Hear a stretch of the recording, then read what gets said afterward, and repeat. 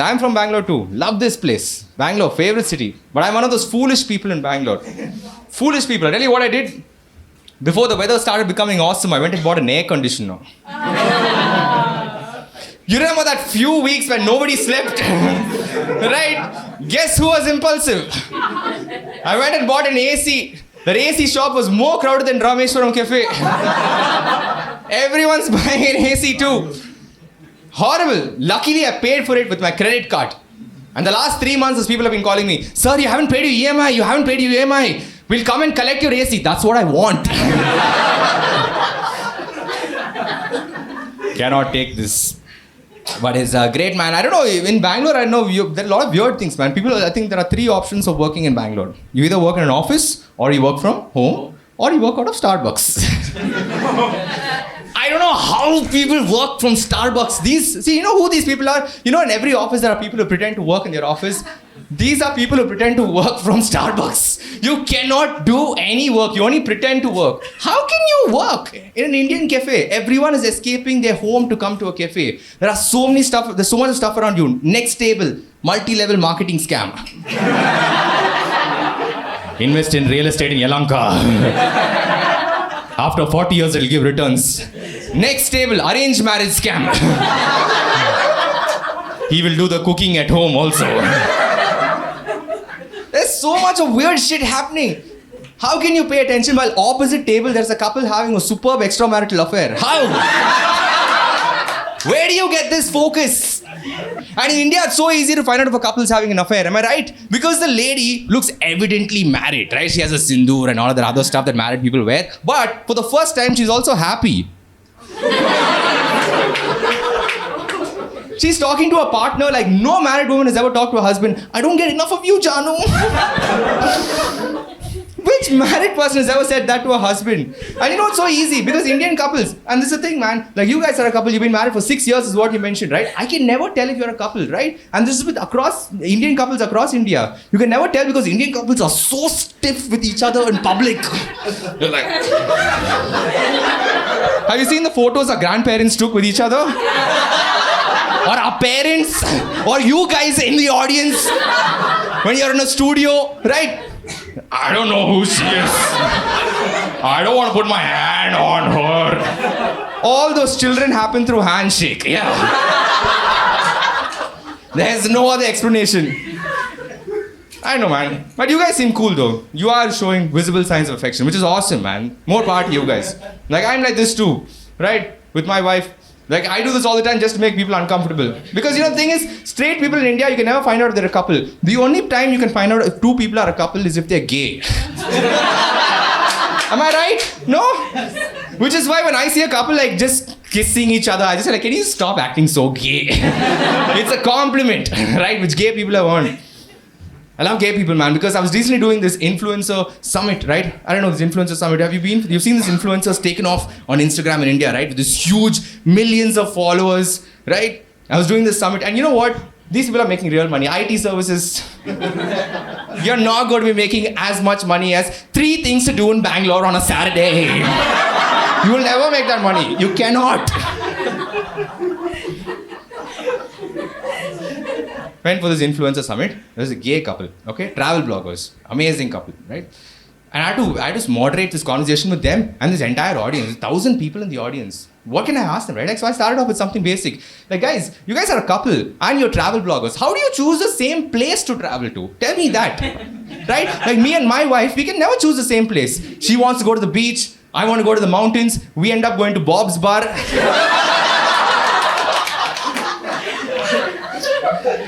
These guys are so advanced that they not only can choose the same place, they've made a living out of it. It's fantastic. And I don't know what, man, these Indian couples are the biggest hypocrites, right? And I see you guys are warmed up too. Now you're all hand in hand, which is awesome. You guys still need some work though. You guys, "I'm too shy, bro." Because we Indian couples, we pretend like this. We don't do any intimacy, right? We're always setting a good example. You know what PDA is, right? The only PDA that Indian couples show is public display of anger. Both of them just had a fun. not talking to each other for 30 minutes. And I know this because when I was newly married, couples would invite me to their house. Come over for dinner, come over for tea, right? We'll go there and we know that they're having a fight because it's been 1 hour and no one has spoken to anyone.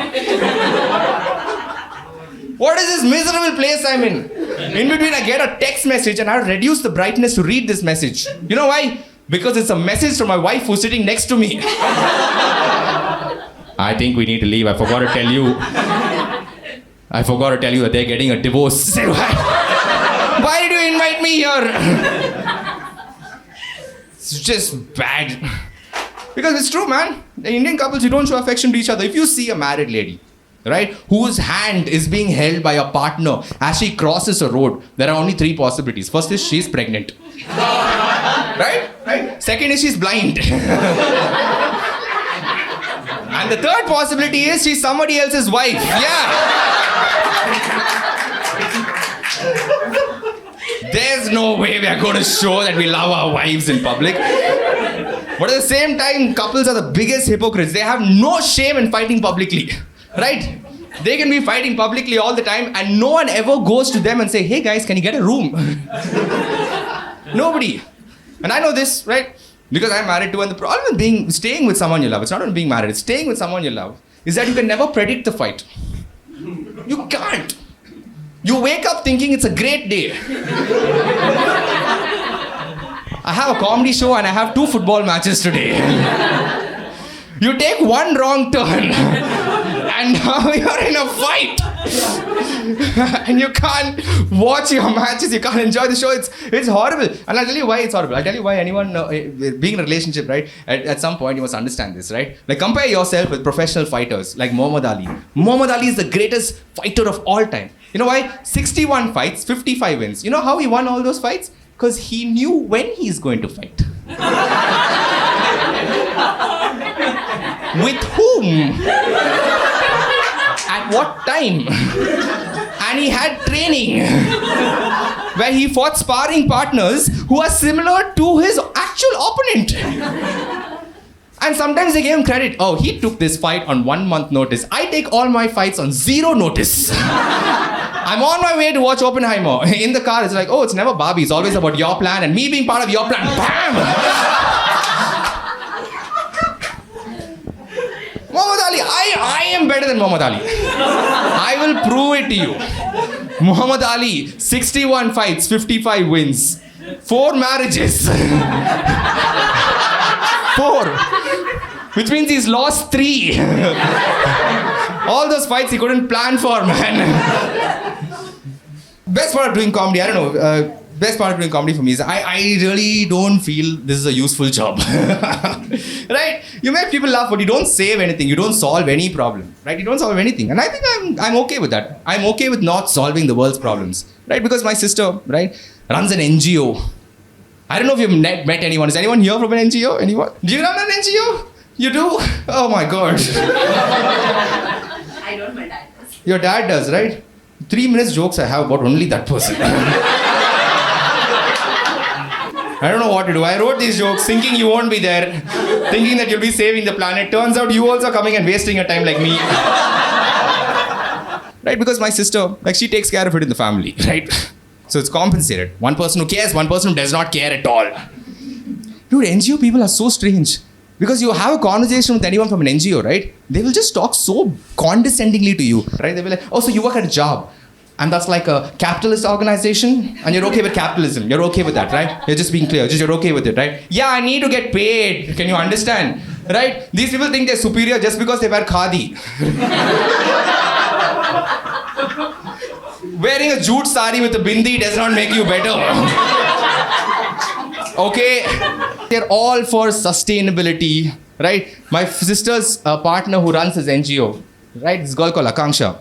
The first time I met Akanksha, I was like, hey, she was the guy. Meet my friend Avinash. He's my friend, right? I said, hey Avinash, what's happening? A few months later, I met Avinash. She said, you know my boyfriend Avinash. I said, oh, cool Avinash, good to meet you. A few months go by, I said, meet my buddy Avinash. I said, oh, hey Avinash, it's cool. After a few months, you know my partner Avinash, right? He said, oh yeah, of course I know him, but he's gone from like friend to boyfriend to buddy to partner. There also she's recycling. and everyone's so wholesome, man. We're against discrimination, we're against inequality, we're against low income, but everyone has maids. Everybody. And you say like, hey, you have a maid. You know what is the argument? The argument is, oh, don't call them maid. House help, domestic worker. Yeah, whatever makes you feel good about having a servant, that's what you have. That's what you have, okay. If it offends you, don't have one. We all have maids to some extent, right? And I don't know if it'll change in India, but right now at least we do, right? And the thing is, everyone reacts to maids the same way, deals with the same way. Like it's Monday tomorrow, maid is 10 minutes late, right? We're not able to find our car keys. First thought, maid drove the car. How do we all have the same suspicion? Every maid has the same story. Every maid's husband is an alcoholic. Everyone, no one is doing drugs, nothing, only alcohol. Every maid across India. My sister, who has this, this maid, right? And she was like, you know what? My maid's husband is an alcoholic. I'm going to get him completely clean and completely sober, right? I'm going to take him to rehab. I'm going to take him to rehabilitation home, checked him in rehab, right? I'm going to pay for his rehab, and I'm going to talk to him and help him set up his business. Put him in rehab, and needless to say, she did it, right? Got him completely off of alcohol. He came out of this rehab, a new person, started doing like some painting work, opened a painting shop. Within 6 months, opened a plumbing business as well, right? Now it's been 1 year, this guy's been completely off alcohol and doing his shit. Only problem is, last 1 year, my sister does not have a maid. She's sitting and watching Sun TV and eating chips.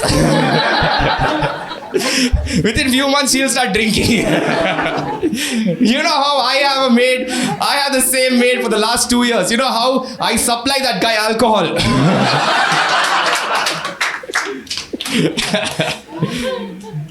It's really interesting, man. Like, all of us over here are the same. I don't know how, even if you're from Bangalore or not from Bangalore, all of us are somewhat the same, right? Like, if I ask any of you, when was your first experience of drinking coffee? All of you have the same story. Which was when you were a kid, you saw your parents drink coffee, right? And you're like, I need to see how this tastes. And you taste it when you're a kid, when your life is so amazing and all these sugary sweet things, right? And you taste it, and the first sip you put it down, be like, my parents must be mental. Right? That's everybody over here. Who drinks this hot, bitter nonsense? Right? And then, the first time you start drinking coffee and you start liking coffee is when you're like 16 or 17 or 18, right? Or like even younger probably. You go to a cafe and everyone looks at the menu card in India the same way. Not at the left side.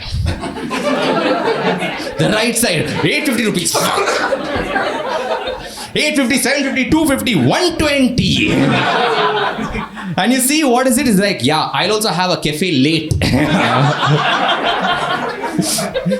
Within 1 month, we go from having so many cafe lattes and cappuccino, we change our Instagram bio to coffee aficionado. Anyway, man, you guys have been a great audience. Thank you so much. Yes.